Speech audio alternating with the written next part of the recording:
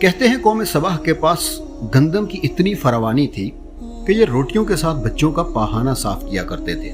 ناظرین، قوم سبا نے جب اللہ تعالیٰ کی نعمتوں کی ناشکری کی تو اللہ تعالیٰ نے ان کے سرسبز و شاداب باغات کو بدبودار جھاڑیوں میں بدل دیا۔ آج سے ہزاروں سال پہلے یمن کے علاقے کے قریب 2 پہاڑوں کے درمیان قوم سبا آباد تھی۔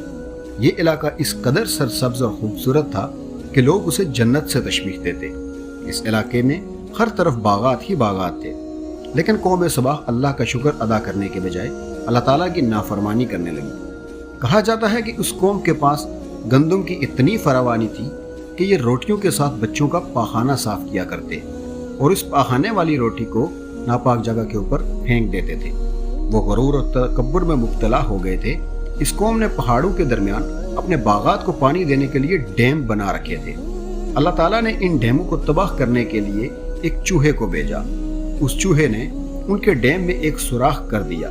آہستہ آہستہ وہ سوراخ اتنا بڑا ہوتا گیا کہ اس سے نکلنے والے پانی نے اس قوم کے سارے باغات تباہ و برباد کر دیے اور ہر طرف پانی ہی پانی ہو گیا۔ علاقہ جو پہلے اپنے باغات اور نعمتوں کی وجہ سے جانا جاتا تھا، اس کے اندر کانٹے دار پودے اور کڑوے پھل اگنا شروع ہو گئے، اور یہ قوم رہتے دنیا تک نشان عبرت بن